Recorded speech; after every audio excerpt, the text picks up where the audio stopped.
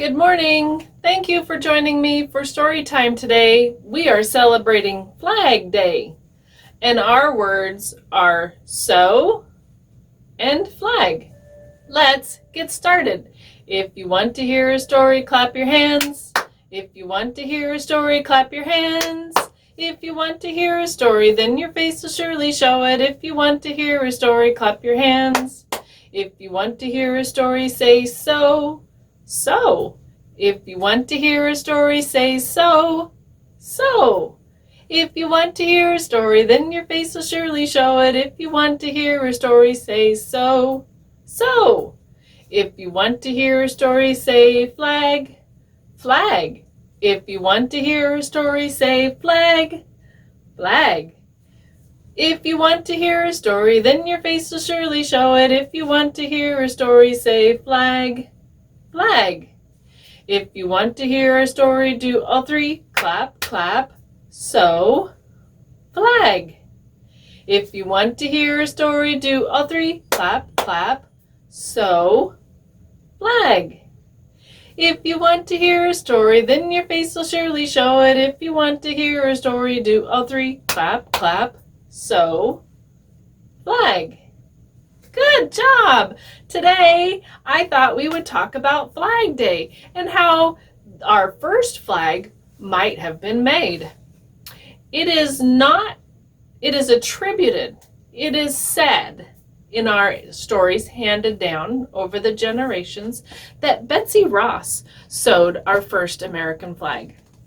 On January 1st, 1752, Elizabeth Grissom, family called her Betsy, was born, the fifth of 17 children born into the Quaker family of Samuel and Rebecca Grissom.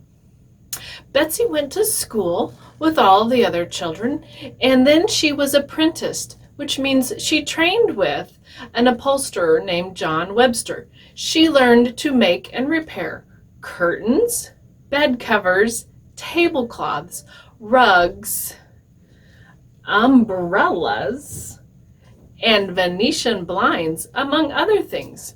There she met fellow apprentice John Ross. They ran away and got married without the blessing of her family or her church.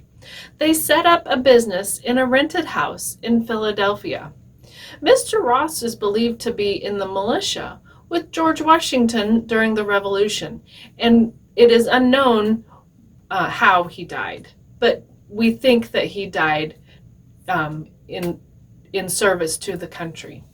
He left Betsy, a widow without a husband and no children, at the age of 24.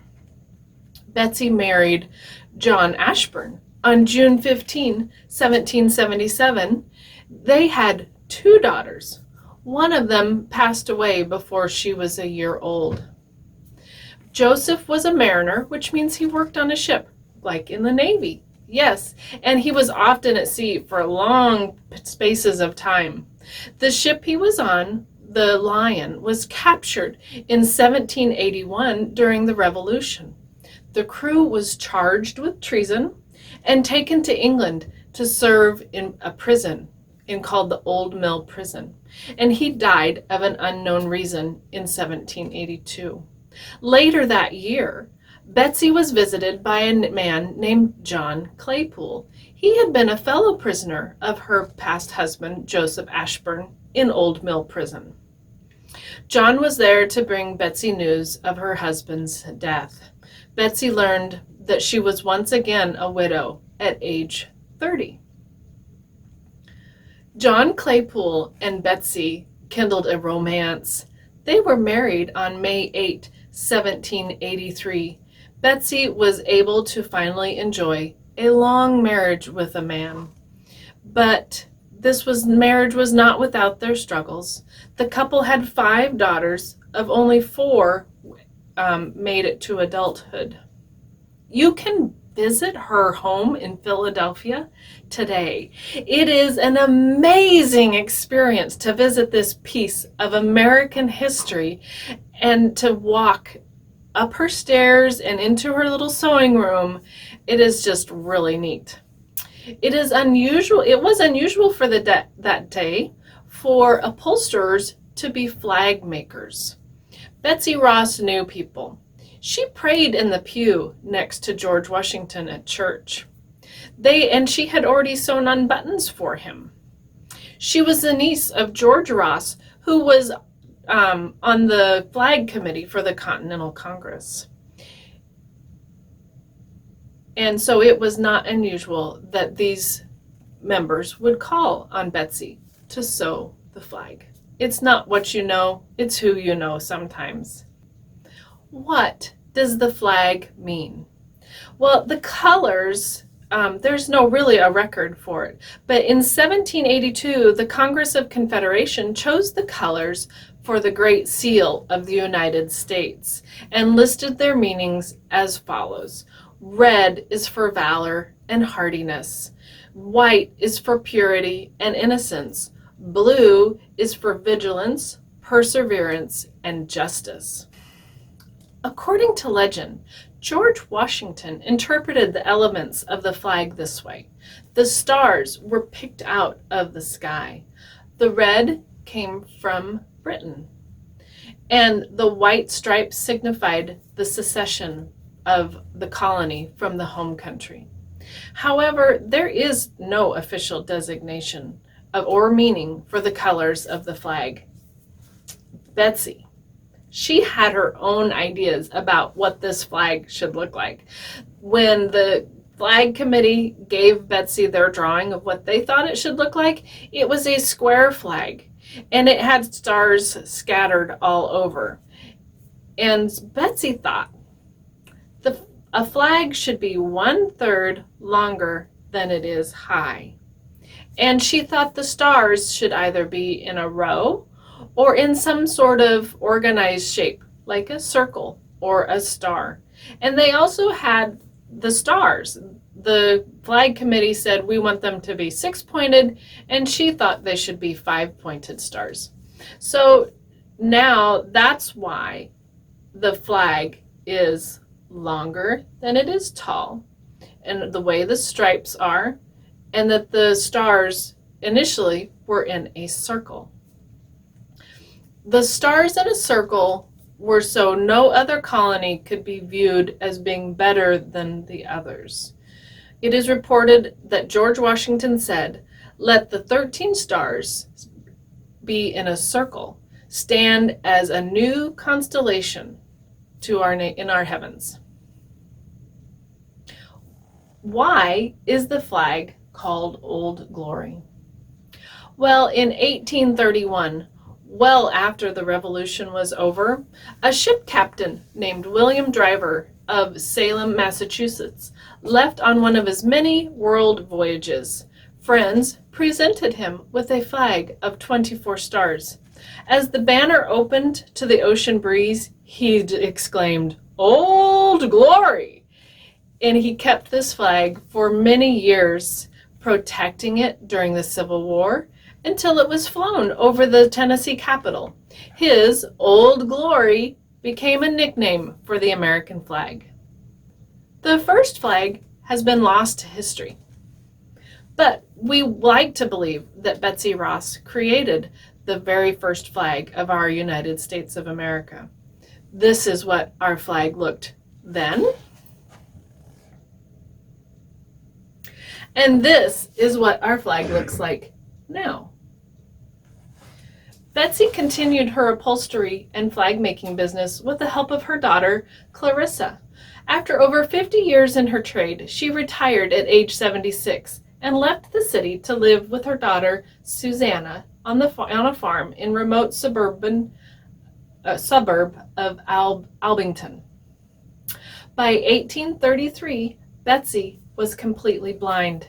She spent the last 3 years of her life living with her daughter Jane's family on Cherry Street in Philadelphia. With family present, Betsy Ross died peacefully in her sleep on January 30, 1836. She was 84 years old.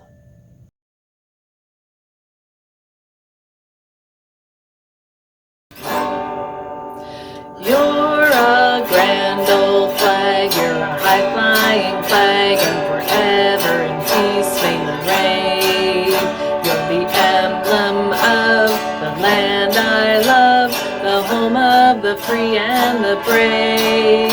Every heart beats true for the red, white, and blue, and where there's never a boast or a brag.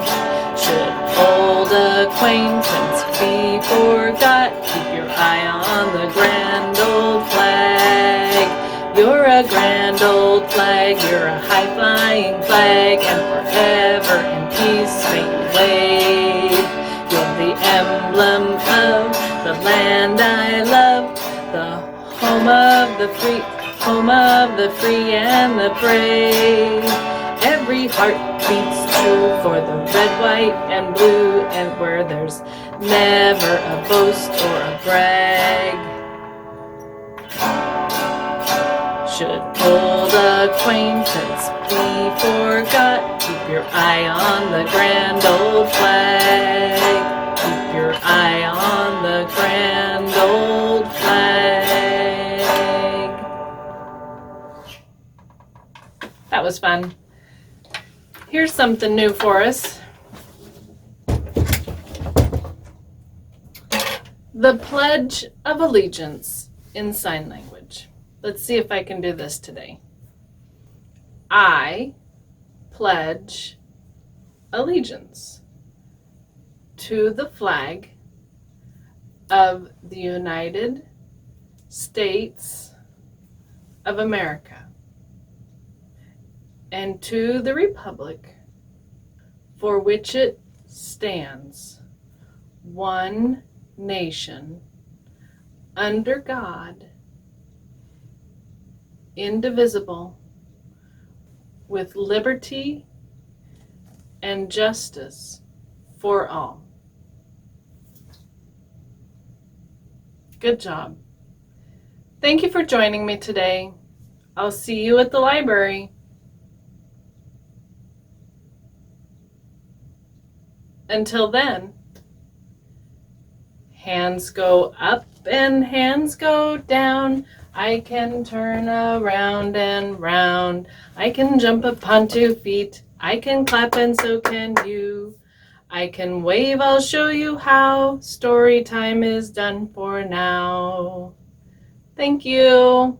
See you at the library.